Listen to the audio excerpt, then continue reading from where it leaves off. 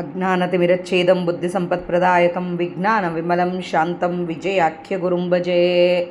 ಶ್ರೀ ವಿಜಯದಾಸಾರ್ಯ ವಿರಚಿತ ಸಾಧನಾ ಸುಳಾದಿ. ಸಾಧನವೆಂಬೋದಿದೆ ನರಜನ್ಮದಲ್ಲಿ ಅಲ್ಲದೆ ನಿಧಾನದಿಂದಲಿ ತಿಳಿಯಲೋ ಮನವೇ. ಆದನಾದ ಕರ್ತ ನಾರಾಯಣನ ದಿವ್ಯ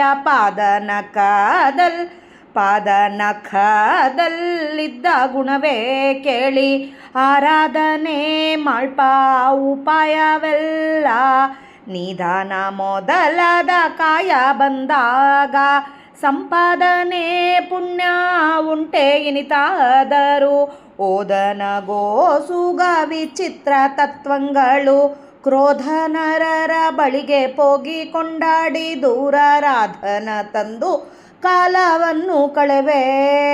ಇದನಾದರೂ ಕೇಳು ಸಿದ್ಧ ವಿಚಾರ ಪೂರ್ಣ ಬೋಧರ ಮತವಾ ಸಾರಿ ಭಕುತಿಯಿಂದ ಬುಧನ ಹೇಮ ರಜತ ಉಂಟಾಗಿದ್ದರೆ ಭೂಮಿ ಬುಧರ ನೋಡಿ ಸಂತೋಷ ಬಡಿಸು. ನಿಧನ ವಿರಹಿತನಾದರೆ ಇಲ್ಲವೆಂದು ರೋಧ ಹಚ್ಚಿಕೊಂಡು ಕೆಡಲಿ ಬೇಡ. ಬಾಧನವೆಂದರೆ ಮುಂದೆ ಬೀಳೋದೆ ಅಪರಾಧ ನಡತಿಯಿಂದ ಭಾಗ್ಯನಾಗಿದ್ದ ಸುಯೋಧನ ಸರ್ವರಾಜ್ಯ ವಾಳಿದ್ದನ್ನ ನೋಡು. ಆದ ನರಕಕ್ಕೆ ತೆರವಿಲ್ಲದೆಂದಿಗವ ವೇದನ ಪುರಾಣ ಇತಿಹಾಸ ವಚನ ಪ್ರಸಾದನಾಗೆಂದು ಪೇಳುತ್ತಿವಕೋ ಕೇಳು. ಭೂದಾನ ಬೇಡಿದ ವಿಜಯ ವಿಠಲ ಮಧುಸೂದನಿರುತ್ತಿರೆ ಅನ್ಯ ಹಂಬಲವೇ. ಕಲಿಯುಗದೊಳು ಕರ್ಮಗಳು ಬಲು ಪರಿಯುಂಟು ತಿಳಿದು ಮಾಡುವನ್ಯಾರು ನೆಲೆಯ ಬಲ್ಲೆನೆಂದು ಹಲವು ಬಗೆಯಿಂದ ಗಳಿಗೆ ಬಿಡದೆ ಕರ್ಮಾವಳಿಗಳು ಮಾಡಲದರೊಳಗೆ ದೂರಿತವಕ್ಕು ಕಲಕಾಲವೆಗ್ಗಳೆಯರಿಗೆ ದೂರ. ಜಲಧಿಯೋಳು ಪೊಕ್ಕು ನೆಲೆಯ ತಂದವರುಂಟೆ ಬಳಲಿದರು ವ್ಯರ್ಥ ಕಲಿತಾಪ ಪರಿಹಾರ. ವಿಜಯ ವಿಠಲರೇಯ ಒಲಿಸಿ ಭಜಿಪದಕ್ಕೆ ಸುಲಭ ಮಾರ್ಗವೇ ಉಂಟು. ಬಲು ಸುಲಭವಾಗಿದೆ ನೋಳ್ಪರಿಗೆ. ಚಳಿಗಾಳಿ ಮಳೆ ಸಿಡಿಲು ಬಂದರೆ ಬೀಡದವಲ್ಲ. ಅಳಿಯಾದಾಯಿತೆಂದು ಉದಾಸೀನ ಮಾಡಿ ಕಳೆವದಲ್ಲ, ತಿರುಗಿ ಕೊಡುವುದಲ್ಲ, ಬೆಲೆಗೆ ತರುವುದಲ್ಲ, ಭಯಕ್ಕೆ ಹೂಳುವುದಲ್ಲ. ಬಲವಂತರಿಗೆ ಕೊಟ್ಟು ಮಾರಿ ಬರುವುದಲ್ಲ, ಕೆಲವು ದಿವಸ ಇದ್ದು ಓಡಿ ಹೋಗುವುದಲ್ಲ, ಬಳಲಿಕೆಯಾಗಿ ಸಾಕೆಂಬೋದಲ್ಲ. ಫಲವಾದರೂ ವೆಗ್ಗಳವಾಗಿ ಬರುತ್ತಿದೆ ಹಲವು ಜನ್ಮದ ಪಾಪ ಪರ್ವತಕ್ಕೆ. ಕುಲಿಶವಾಗಿ ಪದು ನಂಬಿದ ಭಜಕರ ಕುಲಕೋಟಿ ಉದ್ಧಾರ ಎಲೋ ಮಾನವ. ಸಲೆನಂಬು ವಿಜಯ ವಿಠಲರೇಯನ ನಾಮ ಘಳೆಗೆ ನೆನೆಯೇ ತನ್ನ ಬಳಿಯಲ್ಲೇ ವೈಕುಂಠ. ಶತಕೋಟಿ ಜನ್ಮವು ಸತತ ಮಜ್ಜನಾದಿ ವ್ರತಗಾಳ ಮಾಡಲು ಗತಿಗೆ ಸಾಧನವಲ್ಲ. ಹಿತವಾಗಿ ಇಪ್ಪದು ಅಮೃತ ಕುಡಿದಂತೆ ಶ್ರೀಪತಿಯ ಮಂಗಳನಾಮ ಮತಿಯಲ್ಲಿ ಸ್ಮರಿಸಿ ಶಾಶ್ವತವೆಸಗಿದ ಪಾಪ ಪತನವಾಗುವುದು. ಸಂತತಿ ಸಹಿತಕ್ಕೆ ವೇಗ ಶತಪತ್ರ ನೇತ್ರ ಶ್ರೀ ವಿಜಯ ವಿಠಲ ಸಾರಥಿಯಾಗುವನು ತ್ವರಿತದಲ್ಲಿ ಬಂದು. ಹರಿನಾಮದ ಮಹಿಮೆಯ ಅರಿದವನಾರು ಮನವೇ ಮರಳೆ ಸಂಸಾರವೆಂಬೋ ತಾರುವಿನ ಬೇರು ಸರ್ವ ಧರೆ ಗಗನ ಪಾತಾಳ ಸುತ್ತಲೂ ಬೇರಿಸಿದರೆ ಮರದೊಮ್ಮೆ ನೆನೆದರೆ ಎಲ್ಲಿದ್ದರೂ ಬಂದು ಭರದಿಂದ ಕಿತ್ತಿ ಭವದ ತರುವಿನ ಪೆಸರನ್ನು ಇರಗೂಡದಂತೆ ಮಾಡಿ ಮುಂದೆ ಸಾಕುತ್ತಿಪ್ಪದು. ಹರಿನಾಮ ದುರಿತ ರಾಸಿಗೆ ಭೀಮ.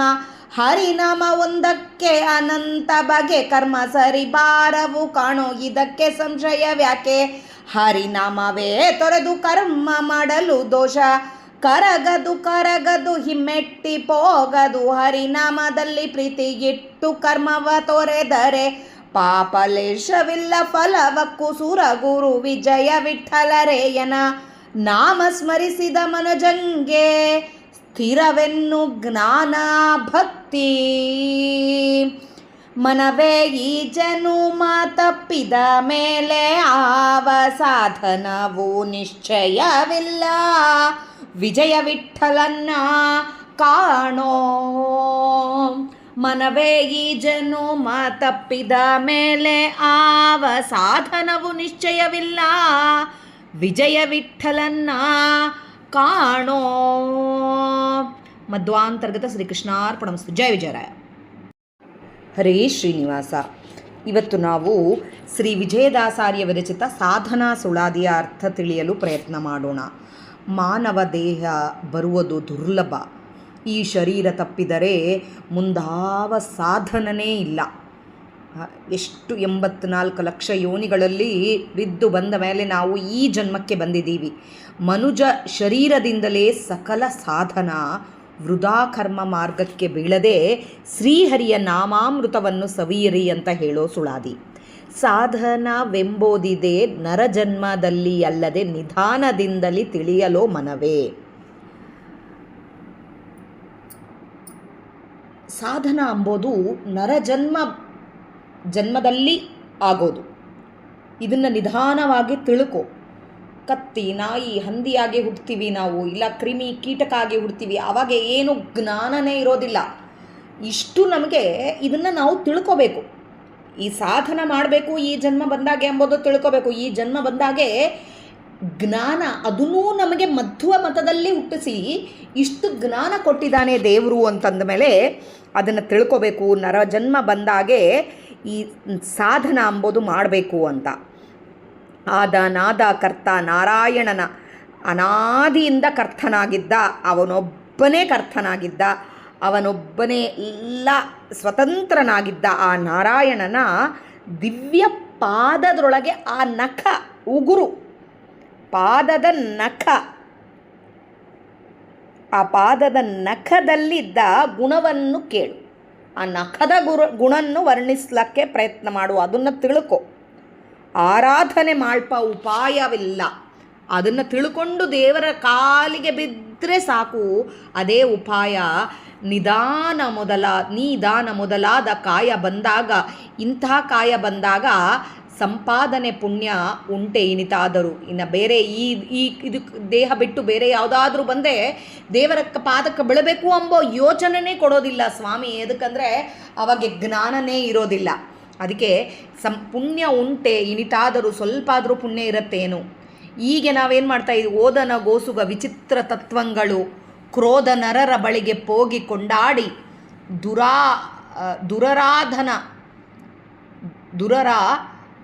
ಧನ ತಂದು ಕಾಲವನ್ನು ಕಳೆವೆ. ಇದನಾದರೂ ಕೇಳು ಸಿದ್ಧ ವಿಚಾರ ಪೂರ್ಣಬೋಧರ ಮತವನ ಸಾರಿ ಬಕುತಿಯಿಂದ. ಯಾವ್ಯಾವೋ ಜನ್ಮಗಳು ಎತ್ತಿದಾಗೆ ನಾವು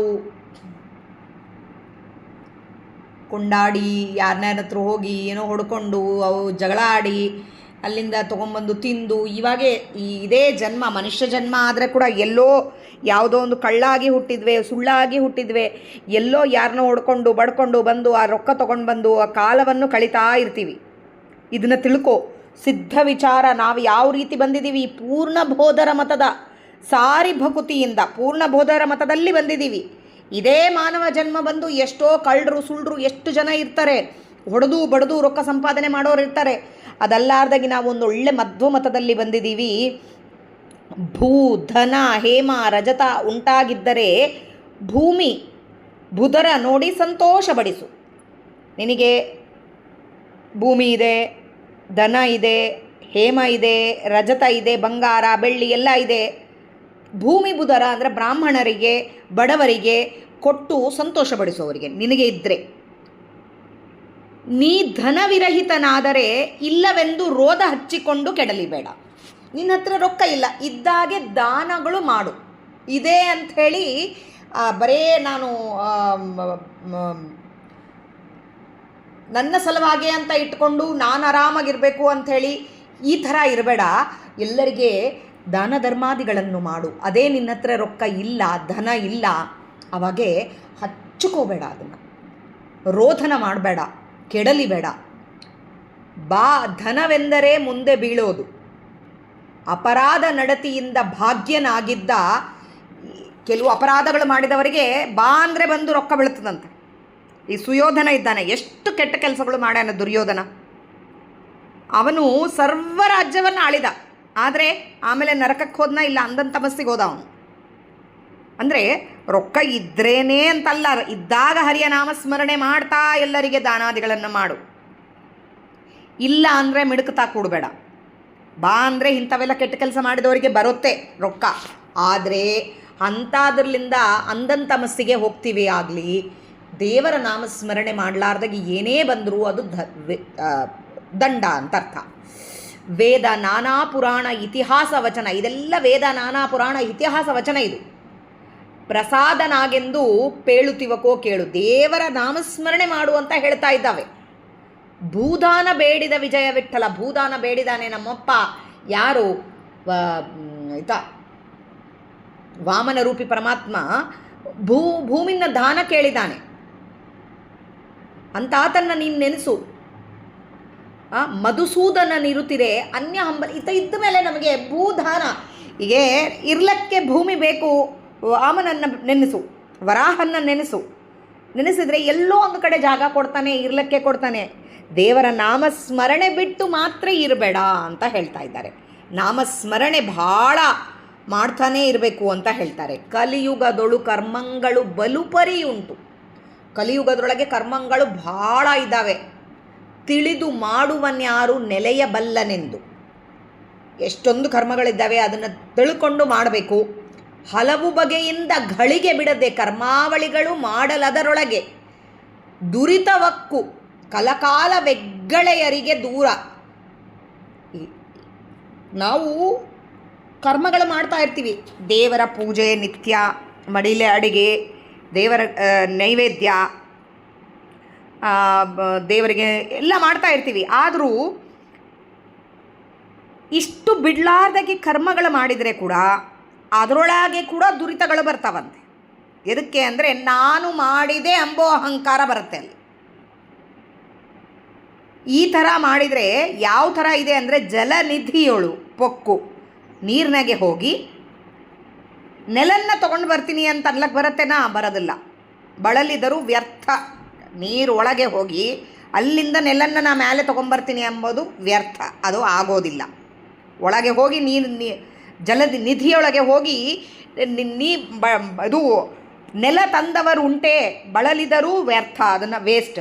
ಅದೇ ಥರ ನಾವು ಬರೇ ಮೇಲಿನ ಕರ್ಮ ಮಾಡ್ತಾ ಒಳಗೆ ಇದ್ದ ಸ್ವಾಮಿನ ನೆನೆಸ್ಲಾರ್ದಾಗಿದ್ದರೆ ವ್ಯರ್ಥ ಅಂತ ಹೇಳ್ತಾ ಇದ್ದಾರೆ. ಬರೇ ಕರ್ಮಾನುಸಂಧಾನ ಇರುತ್ತೆ, ಪೂಜೆ ಮಾಡ್ತಾ ಇರ್ತೀವಿ. ಇದ್ರಾಗೆ ಒಂದ್ಸರಿ ಹೇಳಿರಬೇಕು ನಾನು, ನಮ್ಮ ಅಜ್ಜಿ ಹೇಳ್ತಾಯಿದ್ರು, ಒಬ್ರಿಗೆ ಯಾರಾದರೂ ಏನಾದರೂ ಮನಸ್ಸಿನಾಗ ಅಂದ್ಕೊಂಡ್ರೆ ಗೊತ್ತಾಗ್ಬಿಡ್ತಿತ್ತಂತೆ ಆಕೆಗೆ. ಅಲ್ಲ, ಒಬ್ಬಾಕಿ ಒಂದು ಸೊಸಿಗೆ ಭಾಳ ಗೊಳಾಡಿಸ್ತಿದ್ರಂತೆ ಅತ್ತಿ ಮಾವ. ಆಕೆಗೆ ಮದುವೆ ಮಾಡ್ಕೊಂಡು ಬಂದಾಗಲಿಂದ ಬರೇ ಮಾವನಿಗೆ ಗೊತ್ತಿಲ್ಲ, ಅತ್ತಿ ಬರೇ ಗೋಮೂತ್ರ ಗೋಮಯ ಇಷ್ಟೇ ಊಟಕ್ಕೆ ಹಾಕೋದು.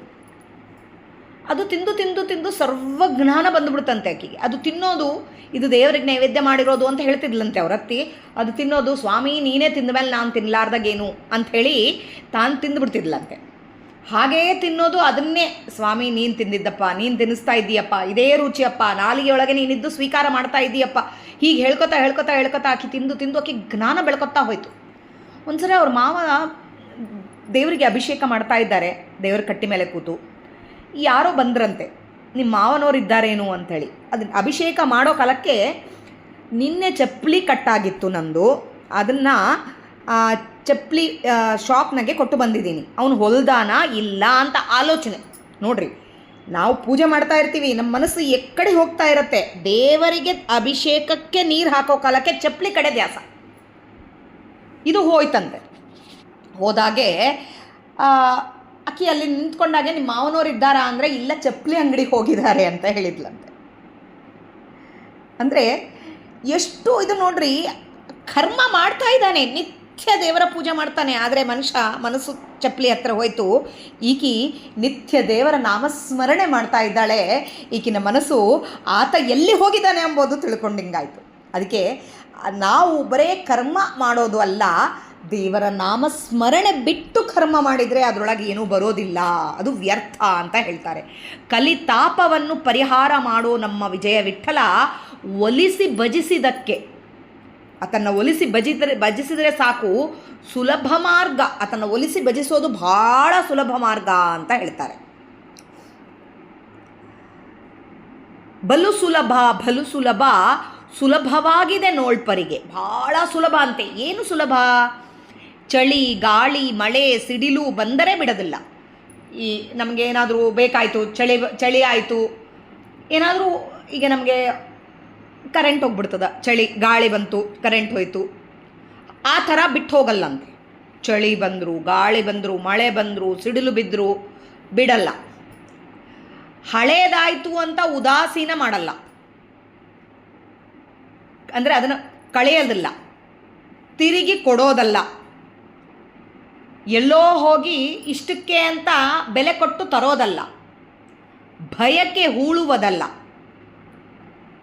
ಬಲವಂತರಿಗೆ ಕೊಟ್ಟು ಮಾರಿ ಬರುವುದಲ್ಲ, ಬಲವಂತರಿಗೆ ಯಾರಿಗೋ ಮಾರಿ ಬರ್ತೀನಿ ಎಂಬುದಲ್ಲ, ಕೆಲವು ದಿವಸ ಇದ್ದು ಓಡಿపోಗುವುದಲ್ಲ, ಸ್ವಲ್ಪ ದಿನ ಇದ್ದು ಓಡಿ ಹೋಗೋದಲ್ಲ, ಬಳಲಿಕೆಯಾಗಿ ಸಾಕೆಂಬೋದಲ್ಲ.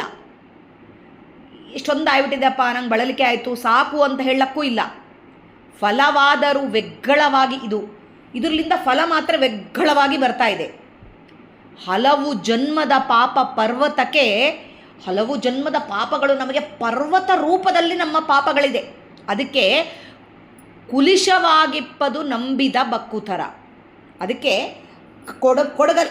ಕೊಡಗೋಲಿದ್ದಂಗೆ ಯಾರು ದೇವರನ್ನು ನಂಬುತ್ತಾರೋ, ಕುಲಕೋಟಿ ಉದ್ಧಾರ ಎಲೋ ಮನವ ಸಲೆ ನಂಬು ವಿಜಯ ವಿಠ್ಠಲರೇಯನ ನಾಮ ಗಳಿಗೆ ನೆನೆಯೇ ತನ್ನ ಬಳಿಯಲ್ಲಿ ವೈಕುಂಠ.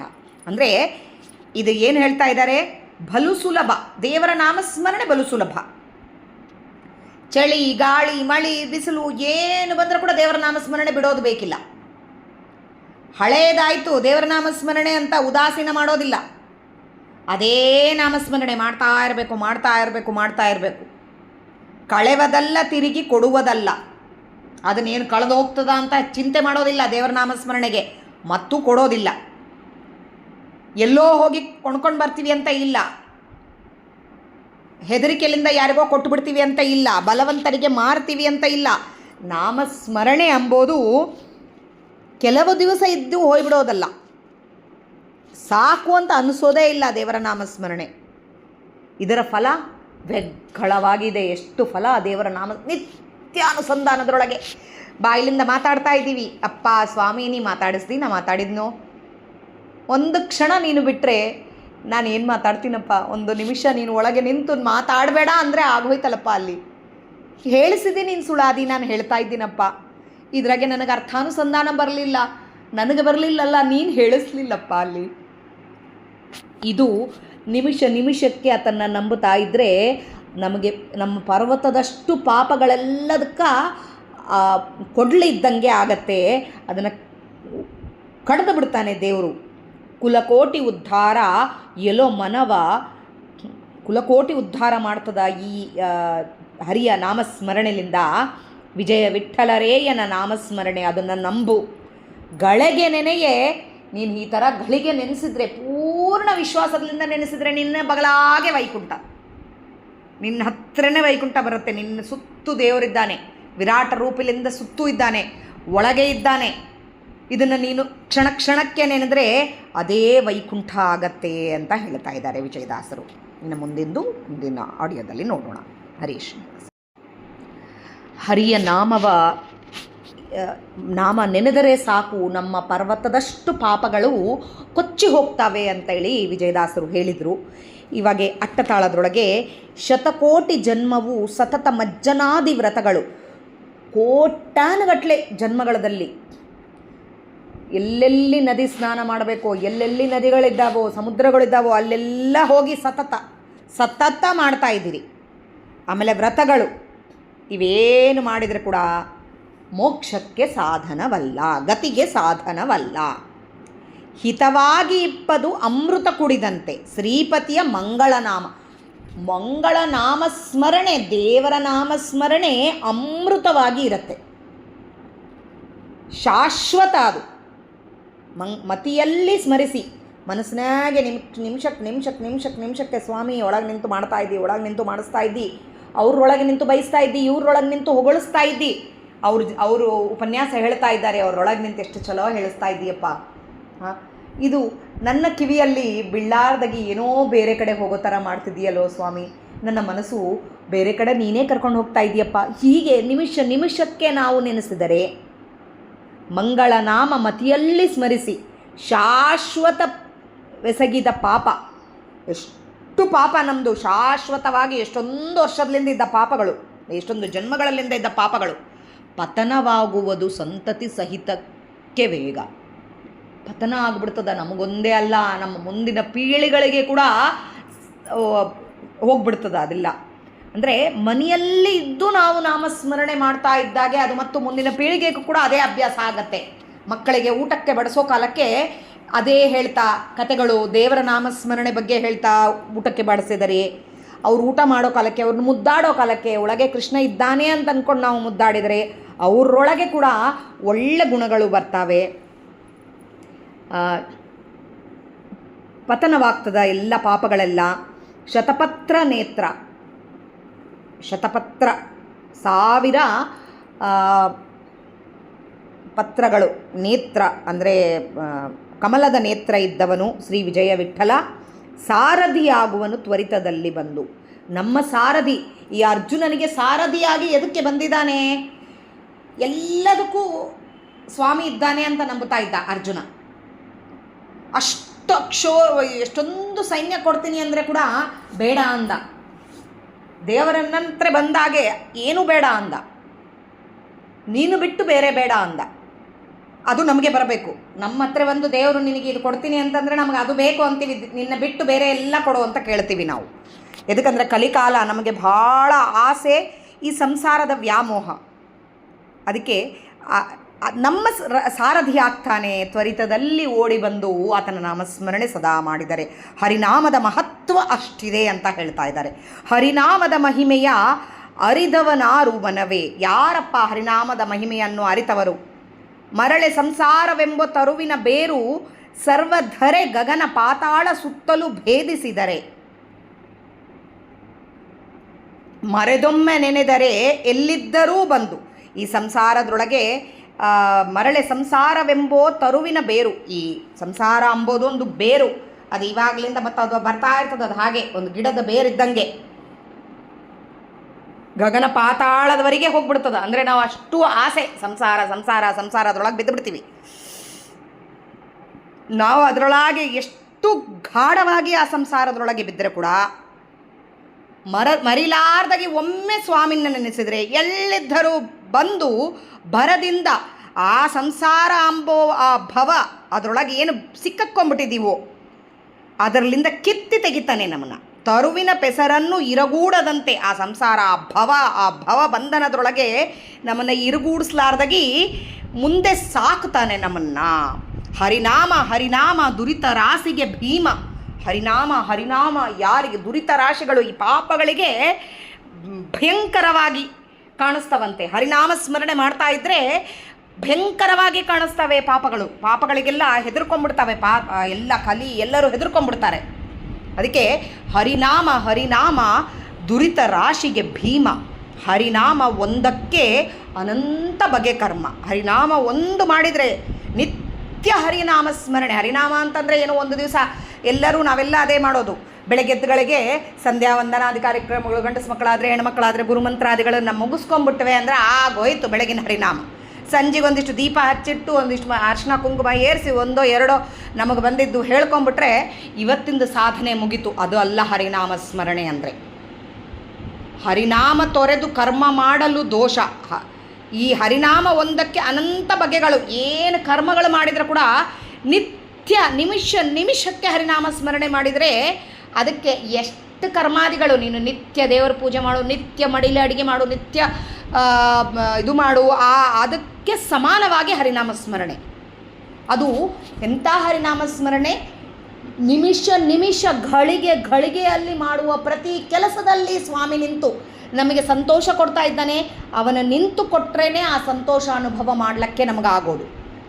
ಅವನು ದುಃಖ ಕೊಡ್ತಾ ಇದ್ದಾನೆ, ಅವನು ಒಳಗೆ ನಿಂತು ದುಃಖ ಕೊಟ್ಟರೆ ಆ ದುಃಖನ ಅನುಭವ ಮಾಡಿಸೋದು ಕೂಡ ಅವನೇ. ಇದು ನಮಗೆ ಪ್ರತಿ ನಿಮಿಷಕ್ಕೆ ಅನುಸಂಧಾನಕ್ಕೆ ಬಂದರೆ, ಆ ಹರಿನಾಮ ಸ್ಮರಣೆ ಮಾಡಿದರೆ ಎಲ್ಲ ಕರ್ಮಗಳಿಗಿಂತ ಇದು ಹೆಚ್ಚು. ಅದು ಸರಿನೇ ಬರೋದಿಲ್ಲ, ಇದಕ್ಕೆ ಸಂಶಯನೇ ಬೇಡ. ಹರಿನಾಮವೇ ತೊರೆದು, ದೇವರ ನಾಮ ಸ್ಮರಣೆ ತೊರೆದು ಕರ್ಮ ಮಾಡಿದರೆ ಅದು ದೋಷ. ದೇವರ ನಾಮ ಸ್ಮರಣೆ ಬಿಟ್ಟು ನಿತ್ಯ ನಾವು ಏನೇ ಪೂಜೆ ಮಾಡ್ತಾ ಇದ್ದೀವಿ ಅಂದರೆ ಸಿಟ್ಟು ಜಾಸ್ತಿ ಇರುತ್ತೆ ಅಂತ. ಸಿಟ್ಟು ಇದ್ದರೆ ದೇವರು ಅಲ್ಲಿ ಬರಲ್ಲ. ಆದರೆ ಮಡಿಲೇ ಪೂಜೆ ಮಾಡ್ತಾ ಇದ್ದರೆ ಸಿಟ್ಟೇ ಅದಕ್ಕೆ ಮೊದಲು ಬರೋದು. ಗಟ್ಟೆಗೆ ಹೋದರಾಡೋದು, ಚೀರಾಡೋದು ಇವು ಮಾಡ್ತಾನೇ ಇರ್ತೀವಿ ನಾವು. ಇದು ಅಲ್ಲಿ ಏನಾಯಿತು, ದೇವರ ನಾಮ ಸ್ಮರಣೆ ಬಿಟ್ಟು ಬರೇ ಸಿಟ್ಟು ಬರ್ತಾ ಇದೆ. ಆದರೆ ಕೊಡೋನವನೇ. ಆ ಜ್ಞಾನ ನಮಗೆ ಬಂತು ಆ ಕ್ಷಣದಲ್ಲಿ ಅಂದರೆ ಆವಾಗೇನೂ ಆಗಲ್ಲ. ಆ ಬರಲಿಲ್ಲ ಅಂದಾಗೆ ಹರಿನಾಮ ತೊರೆದು ಕರ್ಮ ಮಾಡಲು ದೋಷ ಕರಗದು ಹಿಮ್ಮೆಟ್ಟಿ ಹೋಗದು. ಆ ದೋಷ ಮತ್ತು ಕರಗೋದೇ ಇಲ್ಲ, ನಮ್ಮ ಹಿಂದನೇ ಬರ್ತದೆ ಮತ್ತು ಜನ್ಮದಲ್ಲಿ. ಹರಿನಾಮದಲ್ಲಿ ಪ್ರೀತಿ ಇಟ್ಟು ಕರ್ಮವ ತೊರೆದರೆ ಪಾಪ ಲೇಷವಿಲ್ಲ ಫಲವಕ್ಕು. ಕರ್ಮ ಬಿಟ್ಟು ಹರಿನಾಮ ಅಂದರೆ ಬಿಡಬೇಕು ಅಂತ ಕರ್ಮ ಹೇಳ್ತಾ ಇಲ್ಲ ವಿಜಯದಾಸರಿಲ್ಲಿ. ಕೆಲವು ಟೈಮ್ನಾಗೆ ನಮಗೆ ದೋಷ ನಮಗೆ ಆಗೋದಿಲ್ಲ ಅಂತ ಪರಿಸ್ಥಿತಿ ಬಂದಾಗೆ ಹರಿನಾಮದಲ್ಲಿ ಪ್ರೀತಿ ಇಟ್ಟು ಕರ್ಮವು ತೊರೆದರೆ. ನಮ್ಮ ಮನೆಗೆ ಒಬ್ಬರು ನಮ್ಮ ತಂದೆಯವರು ನಾರಾಯಣದಾಸರು ಅಂಥೇಳಿ ಇವಾಗ ಇಲ್ಲ, ಮೋಹನದಾಸರು ಮಂತೆನಸ್ತರು. ಅವರು ಕೂತಾಗೆ ಒಬ್ಬರು ರಂಗಣದಾಸರು ಅಂತ ಬರ್ತಾಯಿದ್ರು. ನಿತ್ಯ ನಮ್ಮ ಮನೆಯಲ್ಲಿ ಯಾರೋ ಒಬ್ಬರು ಇರ್ತಿದ್ರು, ಈ ವಿಚಾರಗಳು ನಡೀತಾ ಇರ್ತಿದ್ವು. ಸುಮಾರು 4 ಗಂಟೆಗೆ ಸ್ಟಾರ್ಟ್ ಆಗ್ತಿತ್ತು ಅವರಿಬ್ಬರು ಮಧ್ಯದೊಳಗೆ ಹರಿಕಥಾಮೃತ ಸಾರದ ಬಗ್ಗೆ, ಸುಳಾದಿ ಬಗ್ಗೆ ಡಿಸ್ಕಷನ್ಸ್. 11:30 12 ಆದ್ರೆ ಕೂಡ ಡಿಸ್ಕಷನ್ಸ್ ನಡೀತಾನೆ ಇದ್ವು. ನಮ್ಮಮ್ಮ ಅಡುಗೆ ಮಾಡಿ ಎಲ್ಲ ತೆಗೆದಿಟ್ಟು ಮುಚ್ಚಿಟ್ಟು ಮಲ್ಕೊಂಡ್ಬಿಡ್ತಿದ್ಲು. ನಮಗೂ ಊಟ ಇಲ್ಲ ಬೆಳಗ್ಗೆ. ಮತ್ತು ಮಧ್ಯಾಹ್ನ ಸ್ಕೂಲಿಂದ ಬಂದಾಗೆ ಅರೇ ಹುಡುಗರು ಬಂದುಬಿಟ್ರಲ್ಲ ಸ್ಕೂಲಿಂದ, ಊಟ ಮಾಡಬೇಕಲ್ಲ ಅಂಥೇಳಿ ಅವಾಗ ಇವರು ದಾಸರು ಎದ್ದು ನಾನು ಸ್ನಾನ ಮಾಡ್ಕೊಂಡು ಬರ್ತೀನಿ ನಾರಾಯಣ ದಾಸರೇ ಅಂತ ಹೇಳ್ತಾಯಿದ್ರು. ರಂಗಣದಾಸರು ಭಾಳ ವಯಸ್ಸಾದವರು ಇದ್ರು ಅವರು. ನಮ್ಮಪ್ಪ ನಾನು ಮೊದಲು ಮಾಡಿ ದೇವ್ರ ಪೂಜೆ ಮಾಡಿ ನೈವೇದ್ಯ ಮಾಡ್ತೀನಿ ಅಂತ ನಮ್ಮಪ್ಪ ಹೇಳಿದರು. ಇಷ್ಟೊತ್ತು ಮಾಡಿದ್ದು ಏನು ಅಂತ ಕೇಳಿದರು. ಇಷ್ಟೊತ್ತು ನೈವೇದ್ಯ ಪ್ರಕರಣ ಸಂಧಿ ಹೇಳಿದ್ವಿ. ದೇವರು ಎಲ್ಲೆಲ್ಲಿ ಇದ್ದಾನೆ, ಏನೇನು ನೈವೇದ್ಯ ಮಾಡೋಕೊಳ್ಳೋಕ್ಕೆ ಏನೇನು ಬರ್ತವೆ ಎಲ್ಲದರ ಬಗ್ಗೆ ನಾವು ಕೇಳಿಕೊಂಡು ಇವಾಗೆ ಇಷ್ಟೊತ್ತು ನೈವೇದ್ಯನೇ ಅಲ್ಲಪ್ಪ ಮಾಡಿದ್ದು. ಸ್ನಾನ ಮಾಡಿ ಬಂದು ಅನೇಕ ಮುಗಿಸ್ಕೊಂಡು ಊಟಕ್ಕೆ ಕೂತುಬಿಡು.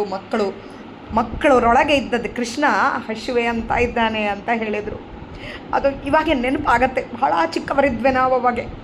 ಅಂದರೆ ಹರಿನಾಮದಲ್ಲಿ ಪ್ರೀತಿ ಇಟ್ಟು ಕರ್ಮವ ತೊರೆದ್ರು ಅವತ್ತು. ನಾನು ಅವತ್ತು ನಮ್ಮಪ್ಪನ ಕೇಳ್ತಾ ಇದ್ದೆ, ಇಷ್ಟೆಲ್ಲ ಮಾಡ್ತಾರಲ್ಲ ದಾಸರು, ಯಾಕೆ ಪೂಜೆ ತೀರ್ಥಕ್ಕೆ ಬೇಡ ಅಂದರು ಅಂಥೇಳಿ.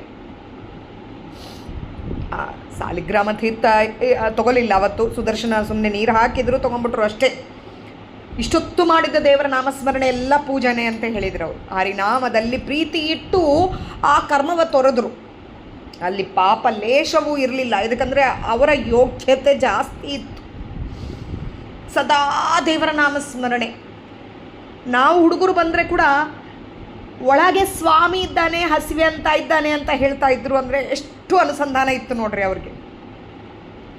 ಅದಕ್ಕೆ ಪಾಪ ಲೇಷವಿಲ್ಲ ಫಲವಕ್ಕೂ. ಅದಕ್ಕೆ ಸುರಗುರು ವಿಜಯ ವಿಠ್ಠಲರೇಯನ ನಾಮ ಸ್ಮರಿಸಿದ ಮನುಜನಿಗೆ ಸ್ಥಿರ. ದೇವರನ್ನು ಮನಸ್ಸಿದ್ರೆ ಮನಸ್ಸಿನಾಗೆ ಆಗಲಿ ಹೊರಗೆ ನಿತ್ಯ ನಿತ್ಯ ನಿತ್ಯ ನಿತ್ಯ ನೆನೆಸ್ತಾ ಇದ್ದರೆ ಜ್ಞಾನ ಭಕ್ತಿ ಸ್ಥಿರವಾಗಿ ನಮಗೆ ಕೊಡ್ತಾನೆ. ಮನವೇ ಈ ಜನ್ಮ ತಪ್ಪಿದರೆ ಮೇಲೆ ಆವ ಸಾಧನ ನಿಶ್ಚಯವಲ್ಲ ಸ್ವಾಮಿ. ಯಾವುದ್ಯಾವುದೋ ಜನ್ಮಗಳದಾಗೆ ಯಾವ ಪಶು ಪಕ್ಷಾದಿಗಳಾಗಿ ಮಾಡಿದಾಗೆ ಒಂದು ಚೂರು ನಾವು ತಿಂದಿದ್ರೊಳಗೆ ಒಂದು ಚೂರು ಇನ್ನೊಬ್ರಿಗೆ ಕೊಟ್ಟಿದ್ದು, ಹೀಗೆ ಮಾಡಿ ಮಾಡಿ ಮಾಡಿ ಮಾಡಿ ಆ ಪುಣ್ಯಗಳೆಲ್ಲ ಮಾಡಿಕೊಂಡು ನಾವು ಇವಾಗ ಬಂದಿದ್ದೀವಿ. ಇಲ್ಲಿ ಬಂದು ಅದನ್ನು ಸಾಧನಕ್ಕೆ ಇಡಲಾರ್ದಾಗೆ ಇನ್ನೂ ಪಾಪಕ್ಕೆ ಹೋಗಲಾರ್ದಾಗಿರಬೇಕು ಅಂದರೆ ಹರಿನಾಮ ಸ್ಮರಣೆ ಮಾಡಬೇಕು. ಈ ಜನ್ಮ ತಪ್ಪಿದರೆ ಆವ ಸಾಧನ ನಿಶ್ಚಯವಲ್ಲ. ವಿಜಯ ವಿಠಲನ್ನ ಕಾಣು, ನೀನು ವಿಜಯ ದೇವರನ್ನು ಕಾಣಬೇಕು ಅಂತರಂಗದಲ್ಲಿ. ಅಂದರೆ ಸದಾ ದೇವರ ನಾಮಸ್ಮರಣೆಯಲ್ಲಿ, ನೋಡಿದ ಪ್ರತಿ ವಸ್ತುವಲ್ಲಿ, ಕೇಳಿದ ಪ್ರತಿಯೊಂದರೊಳಗೆ, ಮಾಡಿದ ಯಾವ್ದು ತಿಂದರೂ ಏನು ಮಾತಾಡಿದರು ಎಲ್ಲ ದೇವರ ನಾಮಸ್ಮರಣೆ ಅಂತಂದು ಮಾಡಿದವರಿಗೆ ಅದು ಸಾಧನೆ ಅಂಥೇಳಿ ಈ ನರಜನ್ಮ ಬಂದ ಹಾಗೆ ಸಾಧನೆ ಮಾಡ್ಕೋಬೇಕು. ಯಾರ್ಯಾರೋ ಕಾಲಿಗೆ ಬಿದ್ದು ಏನೇನೋ ಕೇಳ್ಕೊತಾ ಇದೇ ಸಂಸಾರದೊಳಗೆ ನಾನು, ನನ್ನ ಮಕ್ಕಳು, ನನ್ನ ಮನೆ, ಈ ಒಂದು ಕಾರ್ ಕೊಟ್ಟರು ಇನ್ನೊಂದು ಕಾರ್ ಬೇಕು, ಒಂದು ಮನೆ ಕೊಟ್ಟರು ಇನ್ನೊಂದು ಮನೆ ಬೇಕು, ಒಂದು ಒಡವೆ ಬಂತು ಇನ್ನೊಂದು ಒಡವೆ ಬೇಕು, ಬಟ್ಟೆ ಬೇಕು, ಬರಬೇಕು, ಎಷ್ಟು ಕೇಳಿ ಕೇಳಿ ಕೇಳಿ ಎಲ್ಲದಕ್ಕೂ ಬೇಕು. ದೇವರ ನಾಮಸ್ಮರಣೆ ಸಾಕು ಅಂತ ಆಗ್ಬಿಟ್ಟಿದೆ ನಮಗೆ. ಇಷ್ಟು ಜನ್ಮ ಕೊಟ್ಟ ಮೇಲೆ ಇದು ಸಾಕು ಅಂತ ಅಂದು ಅವೆಲ್ಲ ಬೇಕು ಅಂತಂದರೆ ಇನ್ನು ಮುಂದಿನ ಜನ್ಮದಾಗೆ ನಾವು ಯಾವಾಗ ಸಾಧನೆ ಮಾಡ್ತೀವಿ? ಮತ್ತು ನಮಗೆ ಈ ಜನ್ಮ ಬರೋದಂತೂ ಖಚಿತ ಅಲ್ಲ. ಅದಕ್ಕೆ ಈ ದೇವರ ನಾಮಸ್ಮರಣೆಯಲ್ಲಿ ನಾವೆಲ್ಲರೂ ಇರೋಣ ಅಂಥೇಳಿ ಈ ಸುಳಾದಿಗಳನ್ನು ಹೇಳಬೇಕು ಅಂತಂದಾಗೆ ಆಚಾರ್ಯರು ಹೇಳಿದರು, ನಿತ್ಯ ಸುಳಾದಿ ಆಗಲಿ ಸಾಧನ ಭಾಗದ್ದು ಅಂಥೇಳಿ. ಅದು ಹೇಳಿದ್ದು ಕೂಡ ಎಷ್ಟು ಇದು ನೋಡ್ರಿ, ದೇವರಿಗೆ ನನ್ನಿಂದ ಕೊನೆ ಪಕ್ಷ ಸುಳಾದಿ ಹೇಳೋ ಕಾಲಕ್ಕಾದರೂ ಅರ್ಥ ಚಿಂತನೆ ಮನಸ್ಸಿನಲ್ಲಿ ಬಂದು ಒಂದು 4 ಕಣ್ಣಾಗೆ ನೀರು ತಿರುಗೋ ಥರ ಮಾಡ್ತಾ ಇದ್ದಾನೆ. ನಿತ್ಯ ಅನುಸಂಧಾನಕ್ಕೆ ಬರ್ತದ ಅಂತಂಬೋ ನಂಬಿಕೆ ಇಲ್ಲ, ಅಷ್ಟು ಪುಣ್ಯ ಮಾಡಿಲ್ಲ. ಆದರೆ ಇಷ್ಟು ಮಾಡಿಸ್ತಾ ಇದ್ದಾನೆ ಅಂತಂದರೆ ಯಾವುದೋ ಜನ್ಮದ ಪುಣ್ಯ. ಇದು ಸಾಧನಕ್ಕೆ ಇದೇ ಥರ ಮಾಡಿಸ್ಲಿ ಅಂಥೇಳಿ ದೇವರಲ್ಲಿ ಬೇಡ್ಕೋತಾ ಇದ್ದೀನಿ. ಮಧ್ವಾಂತರ್ಗತ ಶ್ರೀಕೃಷ್ಣ ಅರ್ಪಣಮಸ್ತು. ಏನಾದರೂ ತಪ್ಪುಗಳಿದ್ದಲ್ಲಿ ಕ್ಷಮಿಸ್ರಿ. ನನ್ನ ಜೀವನ ಯೋಕ್ತಿಗೆ ಸ್ವಾಮಿ ಒಳಗೆ ನಿಂತು ಎಷ್ಟು ನುಡಿಸ್ಬೇಕೋ ಅಷ್ಟೇ ನುಡಿಸಿದ್ದು. ನಾಹಂಕರ್ತ ಹರಿಕರ್ತ. ಜಯ ವಿಜಯರಾಯ.